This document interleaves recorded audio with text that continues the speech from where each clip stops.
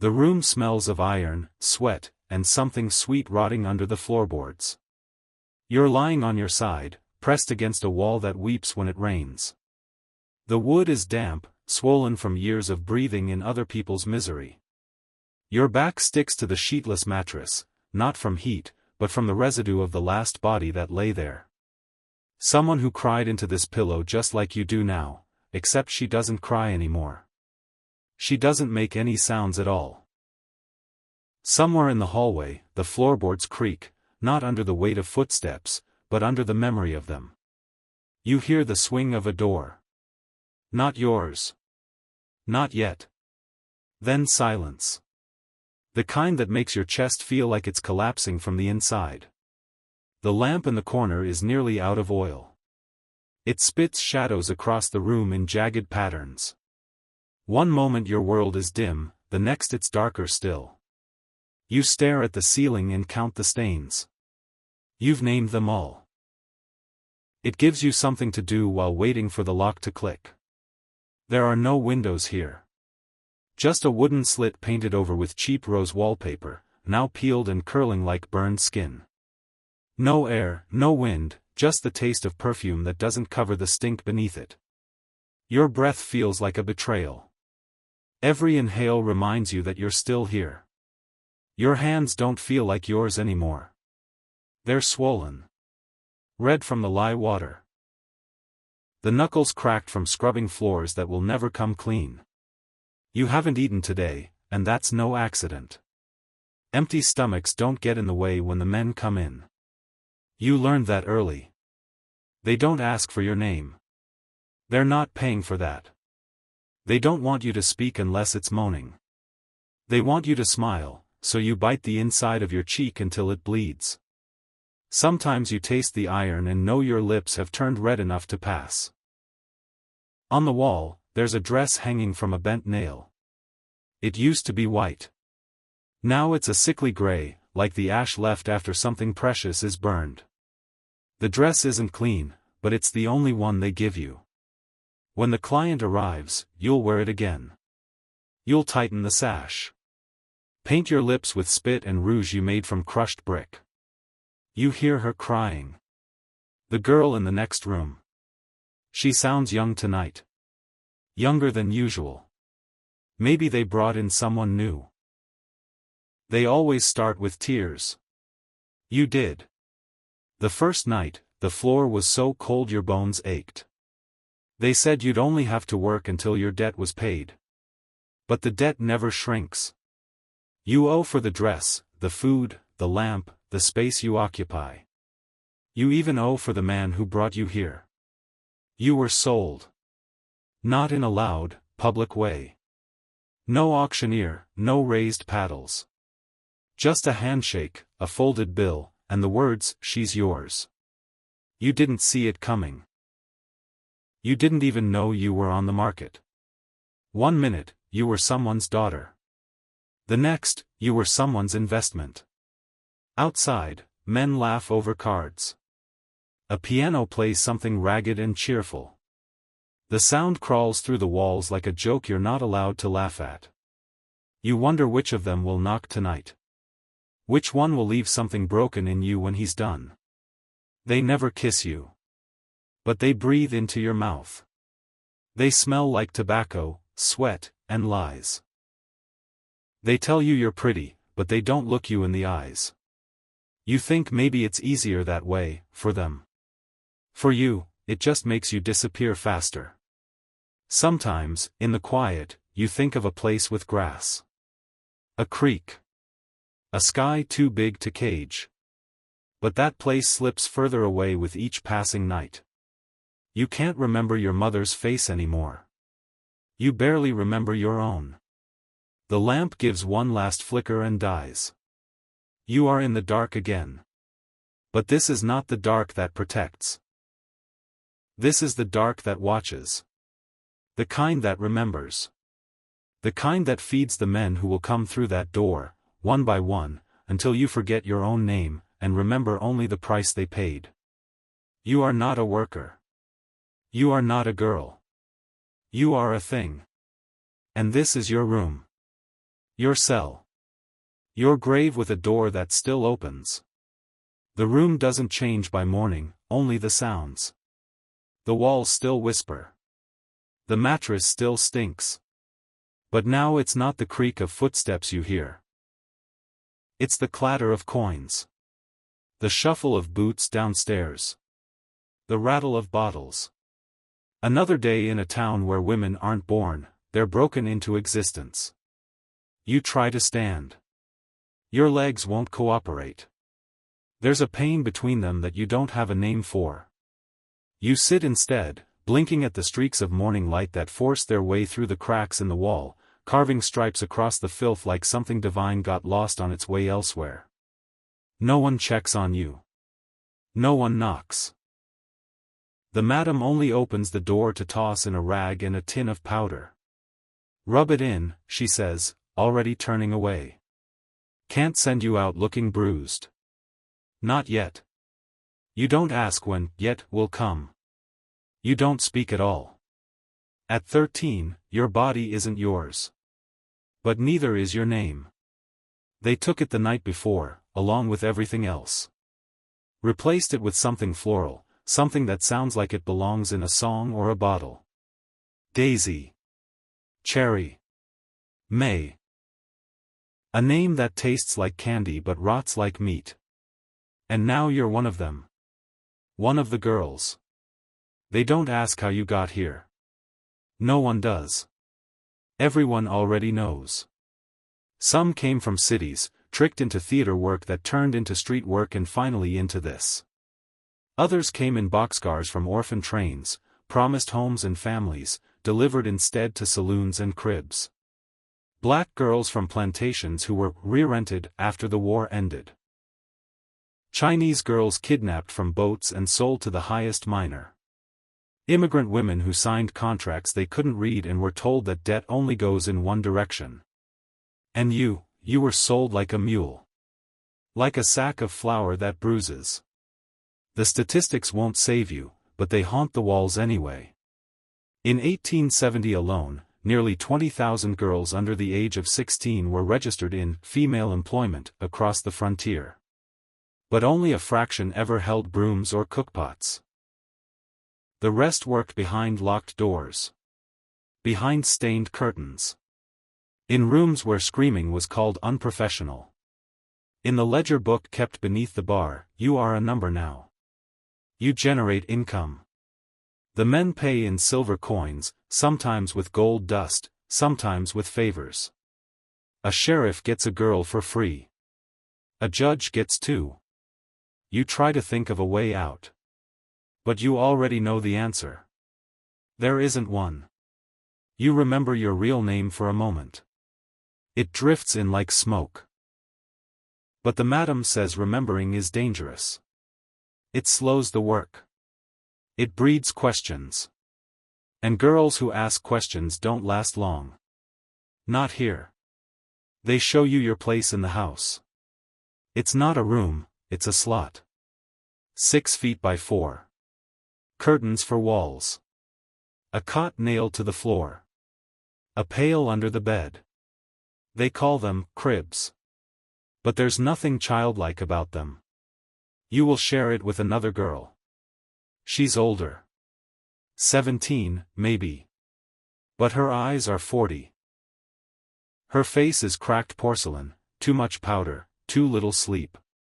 She doesn't speak at first. She just hands you a cloth and a chipped cup of water. You drink. She watches. Then finally, she says, first night's the worst. After that, it just gets quieter. Not easier. Not better. Just, quieter. In the common room, men play cards. Drink. Wait.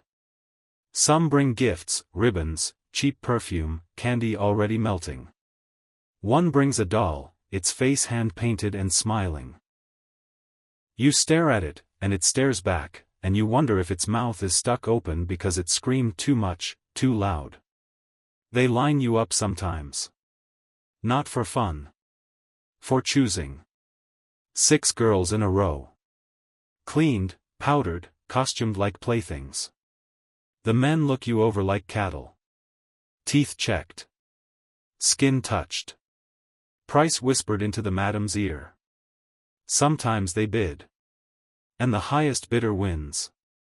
You stand there naked beneath the lace, trembling not because you're cold, but because you're not. Your body is warm. Alive. And that's the problem. They don't want you dead. They want you just awake enough to react. To blink. To flinch. Your second client is older. Kind, they say. He gives you a coin before he undresses. Tells you he'll be gentle. Then bites you until you bleed. When he leaves, he thanks you for being a good girl. You're not allowed to cry. There's a punishment if you cry where clients can hear. Downstairs, the bartender wipes glasses that are never clean. The piano plays a tune from back east. Something cheerful. Something completely, viciously wrong. You sit on the edge of the cot, counting coins that aren't yours, in a dress that wasn't bought, only assigned. You fold your hands, and for a moment, imagine them holding something else. A book. A flower. A door handle, maybe. But the madam's voice cuts through your daydream. Next one's coming. And your hands drop. And the moment passes. And the cot groans under your weight as you lie back and wait for the door to open. This is the job. You are 13. And every hour you stay alive here is called survival. But it doesn't feel like living. If you've stayed this far, you now understand why most people won't. This is Disturbing Tale, we tell what history tries to bury. If you won't subscribe, tell us why in the comments. But don't pretend you weren't warned. The house doesn't just shelter you. It owns you. It's built like a maze, narrow hallways, sharp corners, doors that only open one way. And every creak in the floor is a reminder that someone's always listening. There's no privacy. No hiding.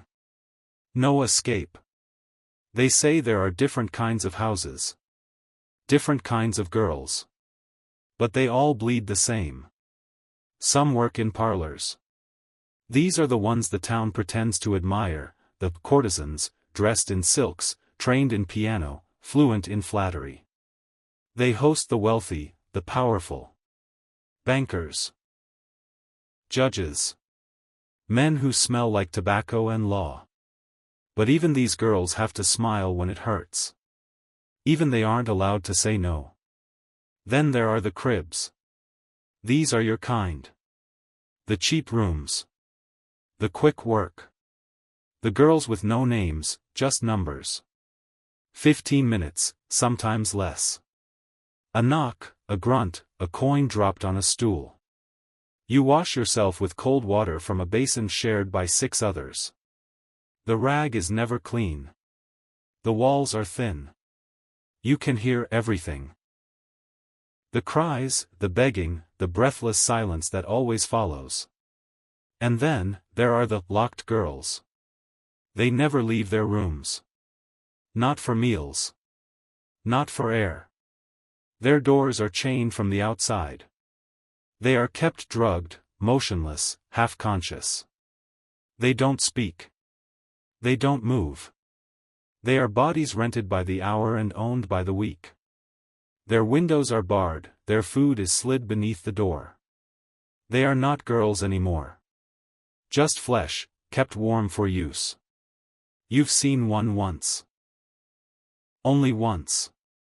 The madam cracked the door and told you to hand her the ledger. The girl inside didn't lift her head.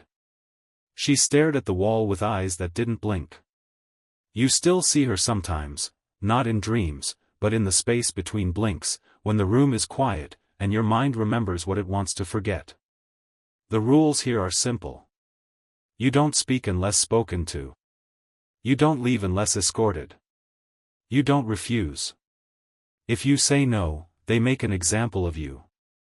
A girl tried once. Said she wouldn't take a man who reeked of whiskey and had blood on his hands. She locked herself in the room and cried into her skirt. The madam kicked down the door.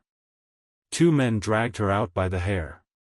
She came back the next morning with a swollen face and silence stitched into her mouth.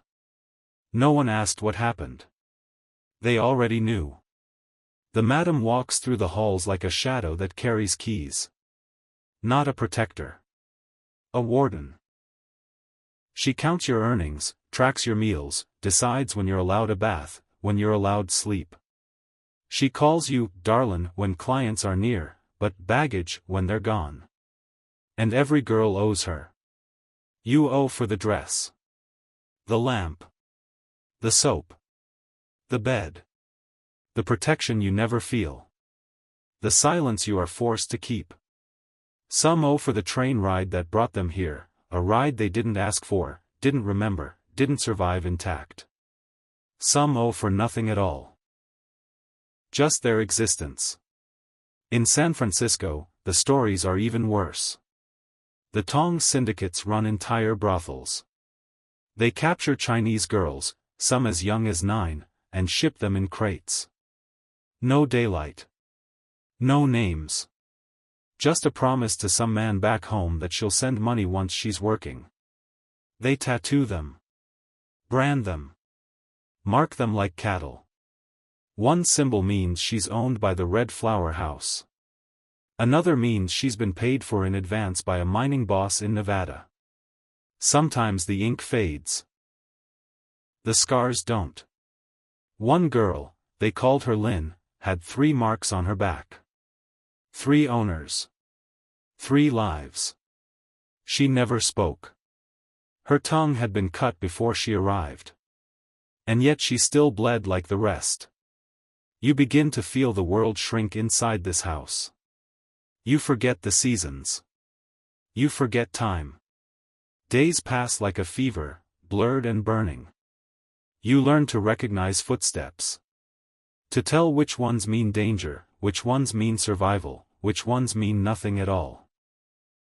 You memorize the cracks in the ceiling, trace them like constellations. Sometimes you name them.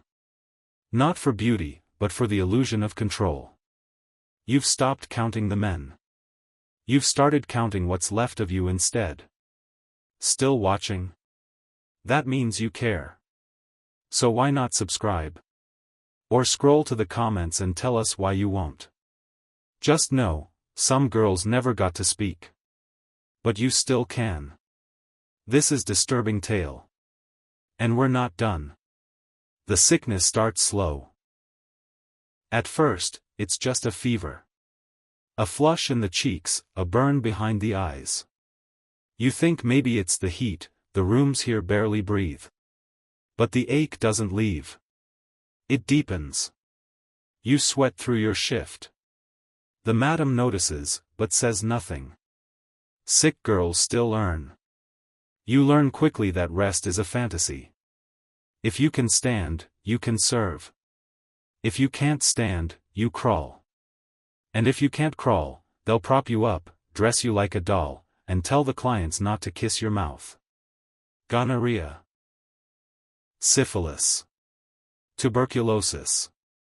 No one says the names out loud. They call it the rot. The drip. The blood cough. You hear the sounds more than the words. Girls waking in the night choking on their own phlegm, spitting blood into the corners of the room, hoping it dries before the next man lies down beside it. There is no cure. Only punishment disguised as medicine. They give you mercury, drops under the tongue that blister your mouth and loosen your teeth. They mix arsenic into tea, whispering that it'll clear the sores. Sometimes it does. Mostly, it just kills you slower. Your gums blacken. Your breath sours. Your skin peels in places you can't see. The madam tells you to smile anyway. They rub carbolic acid into wounds. Bathe you in vinegar. Stitch rags into you to stop the bleeding and soak them in lye to keep them clean. But nothing is clean here.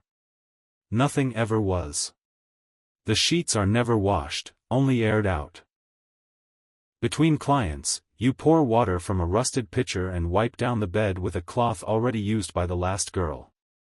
The mattress smells like mildew, blood, and perfume so cheap it bites the air. You bathe once a week, if you're lucky, in a tin basin filled with lukewarm water. You go in last, after 6 others. The water is brown by then. Still, you soak. You have to. It's the only chance you get to feel something close to human. There's no soap left by the time it's your turn. Only the smell of skin. Your hair falls out in clumps. Lice move in. You scratch until your scalp bleeds. The girls whisper about remedies, crushed tobacco leaves, kerosene, ash from the fireplace. But nothing kills them. They just move. From head to head. From body to body. The madam tells you to cover the bald spots with ribbon. And when the disease finds your womb, the bleeding doesn't stop. There's a girl, a quiet one, 16, maybe younger. She's been vomiting for days. The madam says it's nothing, but the girls know. The way her body bends. The way her hands tremble. They know. She disappears one night. Taken through the back alley, wrapped in a blanket. A backdoor doctor waits by lamplight. He smells like whiskey. He's not a doctor. Just a man with a coat and a knife. They bring her back 2 hours later. She can't stand. She can't speak. Her lips are blue. She dies the next morning. No one says her name. They burn her dress in the fireplace and scrub the floor with bleach. The smell stays for weeks.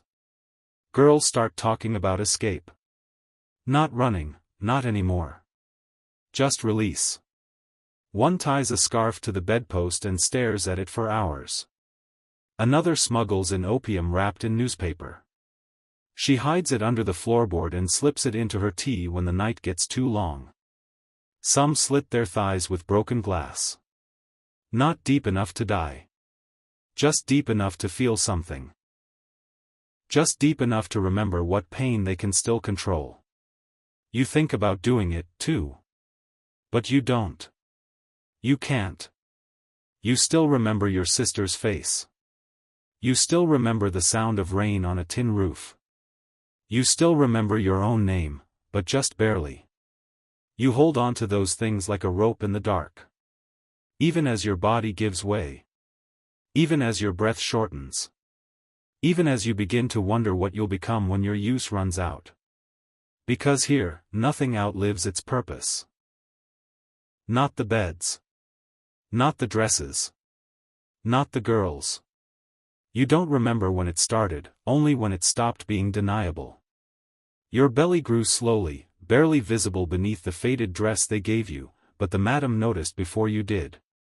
She had a way of spotting it, the change in your step, the nausea in the morning, the way your eyes went distant even when someone touched you. She didn't ask who the father was. She already knew it didn't matter. Pregnancy here isn't a surprise. It's part of the business. Some girls are forced into it. Their bodies turned into wombs for profit, new flesh born to replace old flesh. They call it breeding. A word once meant for animals, now whispered in the back rooms of brothels and saloons. If the girl is lucky, the child is taken quickly.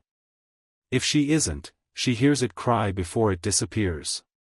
Some babies are sold, carried off by midwives with smiling faces and empty promises. Sold to women in the East who can't conceive, or to farmers in need of labor. The mothers never see them again. Other babies vanish completely. The girls are told they were stillborn. That there was complication. That the body was burned or buried or washed away in the creek. But the truth is uglier. There were wells behind the brothels. Pits dug not for water, but for silence. Crib babies, they called them. Born unwanted, buried before breath could become memory. Sometimes they were drowned. Sometimes they were simply left, wrapped in rags, behind sheds where no one walked. The clients didn't want to hear crying. And the madam didn't want distractions. So the babies disappeared. One girl, May, arrived when she was 8. Sold by her uncle to a Tong syndicate, ferried from Guangdong to San Francisco in the belly of a ship, then dragged across deserts to a mining camp. By 11, she was pregnant. She gave birth behind a curtain, squatting over a stained cloth with another girl holding her hand and whispering prayers in a language neither of them understood. The baby was a boy. She held him for 3 minutes. Maybe 4. Then a man came in. Took the child. Told her to rest. She never saw the baby again. She carved his birth date into the underside of her cot with a hairpin. A tiny scratch. Just one. But it was something. A mark that proved he'd been real. Some mothers are forced to keep working through labor. They scream into pillows while their bodies tear open. The clients are told they're just feisty. That they like it rough. No one asks what's really happening in the dark. Afterward, the girl is given broth. A cloth. A warning not to bleed on the sheets. Then she's put back to work. No recovery. No burial. No time to mourn. You learn to hide your pain here. To swallow it. To tighten your stomach with bandages and walk like nothing inside you is dying. Some girls fight. Try to run. Try to keep the child. They don't last. The madam says it ruins the business, a girl with a child clinging to her skirt. Clients don't like to be reminded that the body they're buying can create life. They only want to destroy. There are stories, whispered at night, passed between bunks like contraband, of women who escaped with their babies. Found a convent. Found a farm. Built a life from what was left. But you never meet those women. Their stories. That's all. Here, the truth is heavier. Hungrier. Here, the only legacy you leave is silence. If this made you uncomfortable, good. That's why we tell it. Subscribe to Disturbing Tale, or leave your reason below. But don't pretend you didn't feel it. Don't let silence win. The bell rings. You straighten your back, fix the ribbon on your dress, and step into line. 6 of you, side by side, like dolls on display. You don't speak. No one does. The air smells like smoke, iron, and breath gone sour from waiting too long. They come in laughing. Boots slamming against the wood, whiskey sloshing in their hands. 6 men, maybe more. Drunk already. Armed. You hear the click of a revolver as one spins it in his palm, not as a threat, but as a joke. To them, everything is a joke. Their eyes sweep across the room, looking not at your faces, but at your necklines, your hips, your wrists. You don't need to be beautiful. You just need to be available. Tonight, you are. The madam introduces you with a smirk and a cigarette. Pick who you like. They're all sweet as pie. They start choosing. One points at you. That one. She's quiet. He likes them quiet. You're led to your room. It smells like old leather and wet wool. He throws his coat on the floor, pours himself another drink, doesn't offer you any. You sit on the edge of the bed. He tells you to smile. You try. It doesn't reach your eyes. He doesn't notice. 12 men. Sometimes 14. Night after night. Some are fast. Some take their time. Most don't speak to you except to give orders. None ask your name. There are no breaks. If you bleed, you wipe it up. If you scream, you bite your own wrist to muffle it. If you faint, someone will wake you with a slap and tell you to get back to work. Violence is routine. Expected. Built into the service. They bite. They choke. They hit. Not because they're angry, but because they can. You learn to fake consent. To make the right noises. To move when they expect movement. Not because you want to, but because you're afraid of what happens if they think you don't. One girl refused to moan once. He broke her jaw. She drank soup through a straw for weeks. Still had to work. Miners come through in packs. Cattlemen, too. Filthy from the trail, bones aching, pockets full of coin and fantasies that only live in places like this. They ask for the youngest. They believe it keeps them healthy. That a virgin girl can cleanse the sickness. It's a myth. A cruel one. And it kills. Sometimes, the girls are children. 10. 11. They're given whiskey beforehand, told it'll make the night easier. It doesn't. It just slows the screaming. A girl in El Paso once took 12 clients in one night. She was 15. The last one found her already unconscious. He didn't stop. When they finally checked on her, she was cold. She'd bled out from inside. The madam said it was natural. Some girls just ain't built for the work. They buried her without a name. Crosses cost extra. You remember her face, though. How she used to hum to herself while brushing her hair. How she once told you she wanted to be a teacher. She'd never seen a classroom. Now, she's dust under someone's backlit. And still, the nights go on. You wipe your mouth. Wash your hands. Pull the dress back up. One leaves. Another arrives. There's no end. Just the sound of boots climbing the stairs. Imagine dying this way and being forgotten. That's what history almost did. Subscribe to Disturbing Tale. Or speak their names in the comments. Tell us why you won't, and make it count. There's a door at the end of the hall. It leads outside. You've seen it open twice, once for a delivery, once when a man was thrown out for stabbing a girl who bit too hard.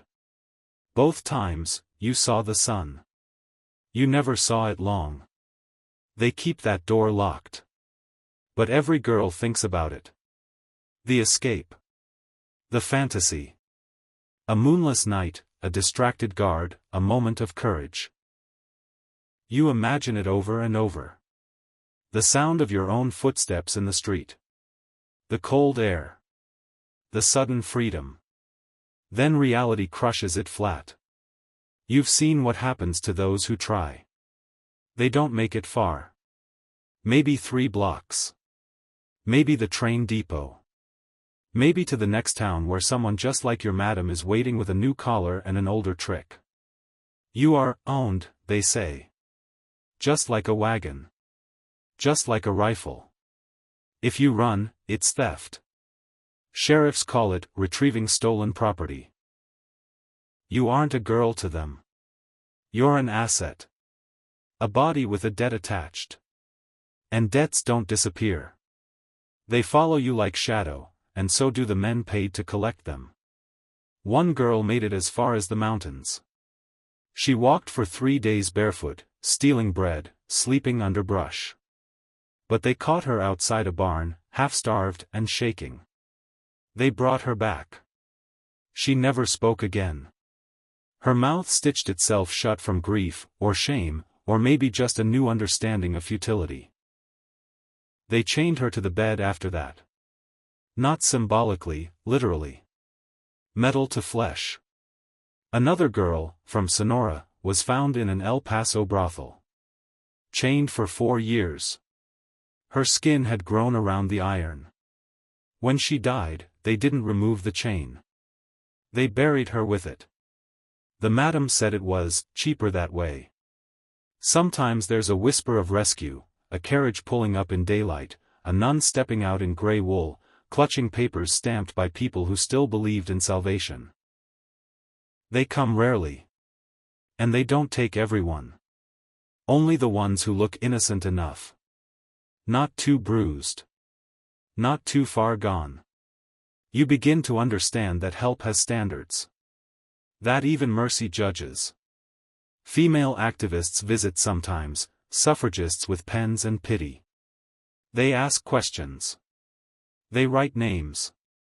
But they leave too. Always. And the door locks again. The rest is just rumor. Code scratched into the underside of bunks, circles, crosses, initials. Warnings for the next girl. Directions. Lies, maybe. But you memorize them anyway. Because hope, even false, is better than none. You once found a scrap of fabric inside the lining of a corset. A note stitched with fine thread, almost invisible. It said, "Tell my sister I didn't forget her. I was just too tired to keep waiting." You read it over and over. Sometimes you whisper it like a prayer. The girls here learn to live with ghosts. They sleep beside them. Breathe them in. Escape is a story you tell yourself to get through the shift. But you stop believing in it when you realize the door at the end of the hall only opens in one direction, and it's never toward you. And if by some miracle you do get out, you're still not free.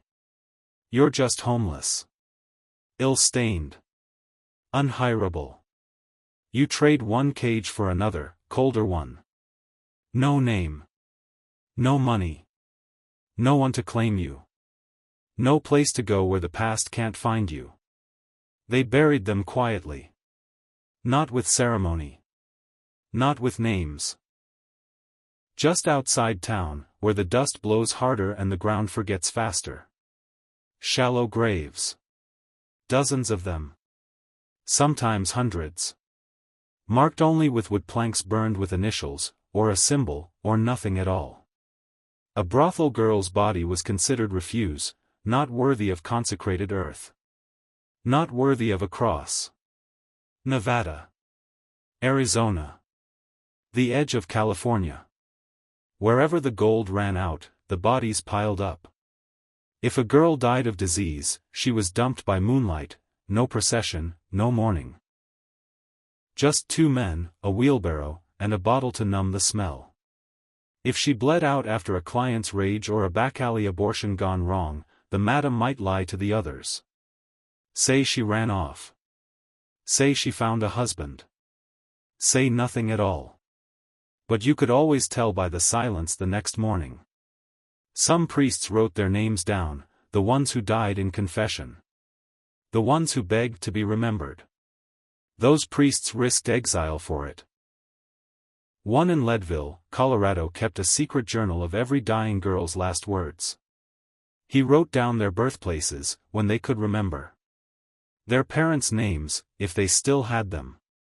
The faces they couldn't forget. The book was never published. It disappeared after he died.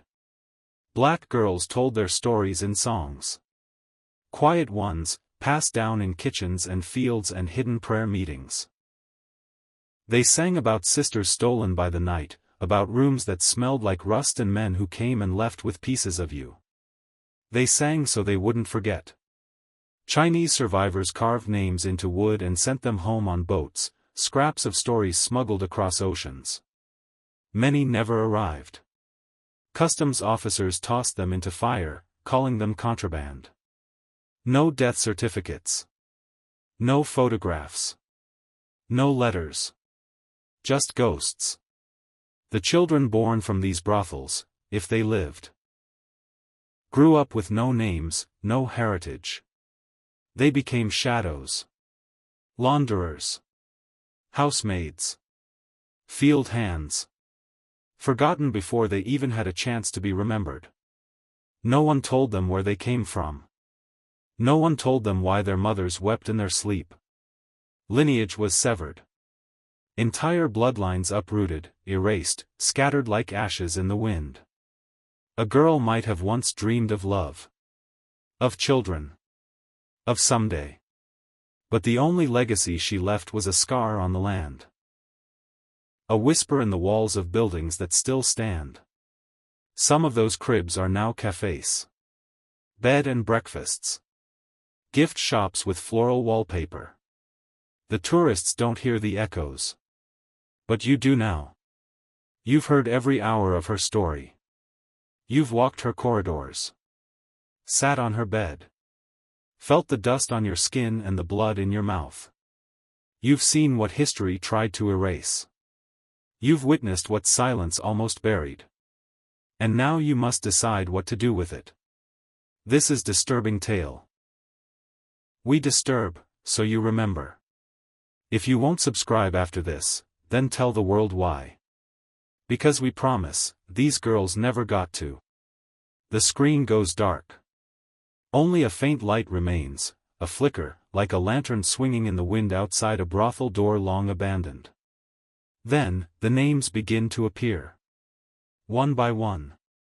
Faint at first, like breath on glass. Annabelle, May, Lynn, Rosa, Clara, Josephine, Louisa, Nina, Faye, Elsie, Mara. A wall of the forgotten. Not carved in marble, not etched in bronze, but pieced together from fragments, from echoes. These names were never in the census. Never read aloud in courtrooms. Never inscribed on family trees. Just passed in whispers. In scars. In warnings. Addie, Blossom, Sunyi, Mariah, Nora, Pearl, Tessie, Jean, Goldie. Hope. The voice softens, not breaking, but bending, like it knows it's not enough. That no list, no documentary, no retelling can ever truly return what was stolen. But still, it tries. Lillian, Celia, Daisy, Orla, Yen, Belle, Therese, Opal, Marta, Juniper. The names keep coming. No images. Just names. Because sometimes that's all they had. Some of these names were assigned by madams. Others remembered through scraps of diary pages, old arrest records, blurred photographs in town archives. Some are imagined, because there are no records left, and yet you know they existed, because they must have. For every girl written about, there were 100 more who weren't. Evie, Nicolette, Suki, Isadora, Renee, Tallulah, Sorka, Inez, Lilac, Sapphire. The voice continues, quieter now, as if reading them in the hush of a graveyard. These weren't stories. These were lives. Unwritten. Unburied. Unfinished. Alma, Chio, Imani, Lourdes, Ruthie, Elvira, Min, Delphine, Zinnia, Francis. The screen fades to near black. The last few names appear slower, each one hanging in the stillness like a held breath. And then the voice says, they weren't working girls. They were stolen girls. And they deserve more than silence. Pause. From Disturbing Tale, thank you for remembering them. If you haven't subscribed, tell us why. But know this, someone had to speak for them. Today, it was you. Was you. Was you. Was you. Was you.